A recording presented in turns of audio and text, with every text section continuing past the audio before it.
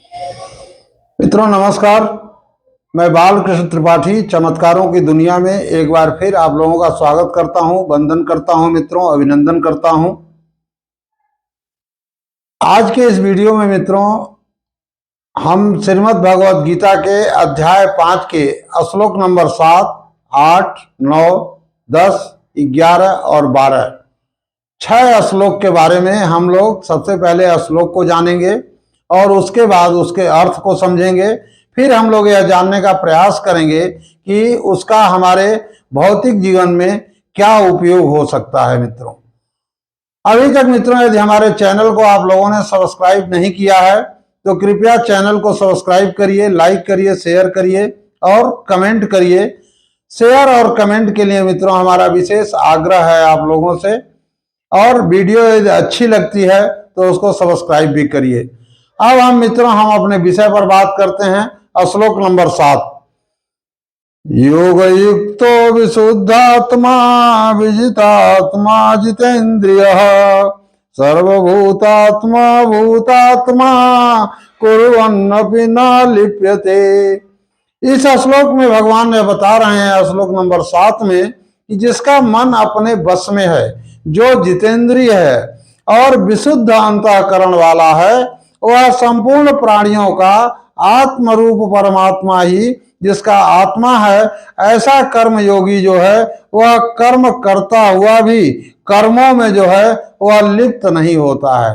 तो यहाँ पर कर्म योग की महत्ता भगवान बता रहे हैं और हम सभी मनुष्यों को यह बता रहे हैं कि जीवन का जो यात्रा है आपका, वह यात्रा जो है कर्म योग में यदि आप कर रहे हैं, यानी कर्मों के फल में आपकी कोई आसक्ति नहीं है और उसके अच्छे परिणाम से न तो कोई राग है और खराब परिणाम से न तो कोई द्वेष है। अगर इस तरह के कर्म योग में हम अपना जीवन यापन कर रहे हैं, सांसारिक जीवन यापन कर रहे हैं, जो कुछ भी करना है करिए, लेकिन वह इस तरह से करिए, ऐसा भगवान बता रहे हैं। ठीक है, तो अगर हम ऐसे इस तरह से कर रहे हैं तो हम किसी भी कर्म को, सारे कर्मों को करते हुए भी हम कर्म में जो है वह लिप्त नहीं होंगे। यहाँ बहुत बड़ी बात हम सांसारिक मनुष्यों के लिए भगवान श्री कृष्ण जो है वह बता रहे हैं। श्लोक नंबर 8 और 9, नैव न एव किंचित करोमि इति उक्तमन्येत तत्त्ववित् पश्यन् शृण्वन् स्पृशन् जिघ्रन् अस्नन् गच्छन् स्वप्नन् श्वसन प्रलपन विसृजन गुहेयन उन्मिषन निमिषन अपि इंद्रियाणि इंद्रियार्थेषु वर्तन्ते इति धारयना। यह श्लोक नंबर 8 और 9 में भगवान यह बता रहे हैं कि एक जो कर्म योगी है, वह कर्म योगी कुछ भी कर रहा है तब भी वह उससे मतलब समझिए कि वह कुछ भी नहीं कर रहा है। तो यह कर्म योगी कहेंगे कैसे? मतलब तत्व को जानने वाला सांख्य योगी, जो देखता हुआ, सुनता हुआ, स्पर्श करता हुआ, सूंघता हुआ, भोजन करता हुआ, गमन करता हुआ, सोता हुआ, श्वास लेता हुआ, बोलता हुआ, त्यागता हुआ, ग्रहण करता हुआ, आंखों को खोलता और मूंदता हुआ, सब इंद्रियां अपने अपने अर्थों में बरत रही हैं। यानी जो भी उसके शरीर की इंद्रियां हैं वह अपने अपने अर्थों में अपना अपना काम कर रही हैं। इस प्रकार समझकर निसंदेह ऐसा हमें मानना चाहिए कि मैं कुछ भी नहीं कर रहा हूं। सांख्य योगी की इतनी विलक्षण महिमा जो है भगवान श्री कृष्ण जो है वो यहाँ बता रहे हैं। इससे हमें भौतिक जीवन में मित्रों यह शिक्षा लेनी चाहिए कि कोई महान पुरुष है, महान योगी है, तो वह क्या कर रहा है यह हमारे लिए कोई मायने नहीं रखता है, बल्कि हमें उसके गुणों को देखना है कि उसके गुण क्या हैं।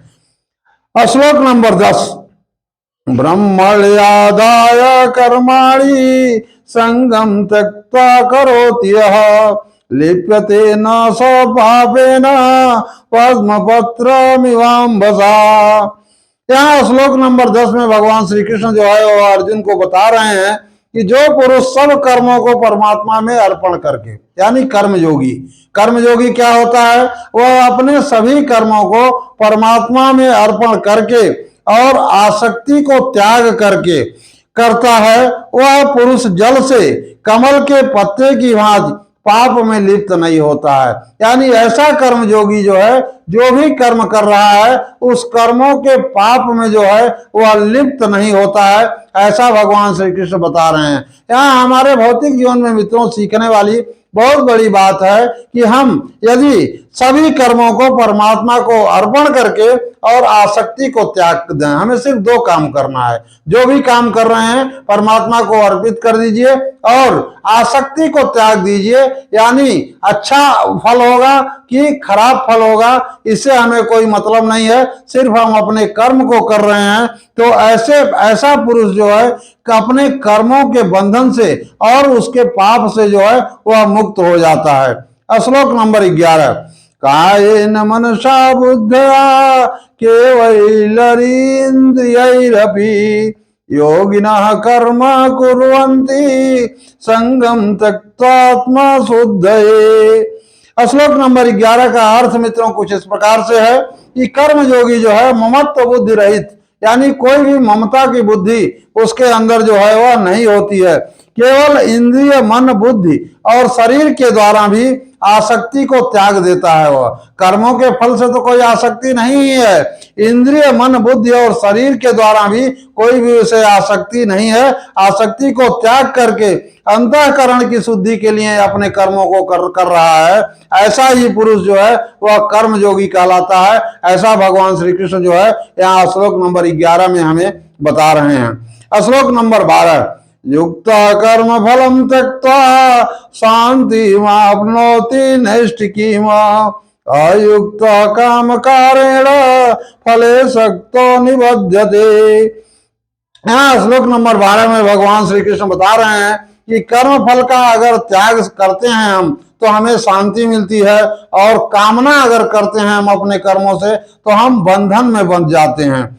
अर्थ इसका कुछ इस प्रकार से है मित्रों कि कर्म योगी जो है कर्मों के फल का त्याग करके भगवत प्राप्ति शांति को प्राप्त होता है। कर्मों के फल में अगर हमारी कोई आसक्ति नहीं है तो हम भगवान को प्राप्त होते हैं और हमें शांति मिलती है इस जीवन में। और सकाम पुरुष जो है वह कामना की प्रेरणा से फल में आसक्त होकर के बंधन में बंधता है, यानी पाप में बंधता है। ऐसा भगवान श्री कृष्ण यहाँ पर बता रहे हैं।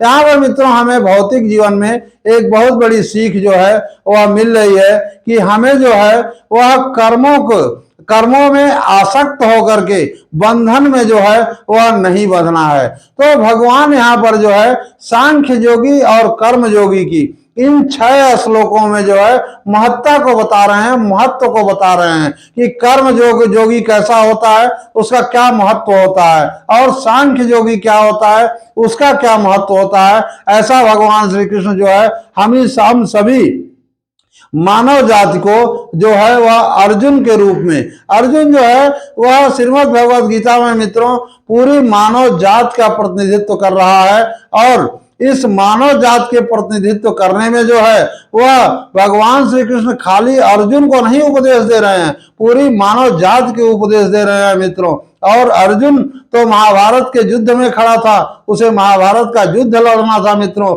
लेकिन हम मनुष्य जो है वह इस अपने सांसारिक जीवन में रोज एक महाभारत लड़ते हैं। और उस महाभारत को लड़ाई को लड़ने के लिए मित्रों इस श्रीमद् भगवद गीता के श्लोक को यदि हम लोग अपने अवचेतन मस्तिष्क में डाल सकें, जो हमारा अवचेतन मस्तिष्क है उसमें हम डाल सकें, वो कब जाएगा जब हम ट्रामा की स्थिति में, ध्यान की स्थिति में, अवस्था शरीर की अवस्था ऐसी होनी चाहिए, मानसिक स्थिति ऐसी होनी चाहिए कि उसमें जो है वह यह जो बातें हैं जो हम जान रहे हैं कि भगवान श्री कृष्ण ने क्या कहा, वह उन बातों को यदि हम अपने अवचेतन मस्तिष्क में ट्रांसफर कर सकें मित्रों, तब हमारा जो अवचेतन मस्तिष्क जो है वह जब तैयार हो जाएगा कर्म योग के लिए, तब हम पूरी तरह से एक अच्छे और सुदृढ़ कर्मयोगी बन करके अपना जीवन यापन कर सकेंगे मित्रों।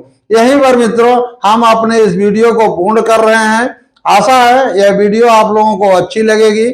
हम मिलते हैं मित्रों अपनी अगली वीडियोज में। बहुत बहुत धन्यवाद।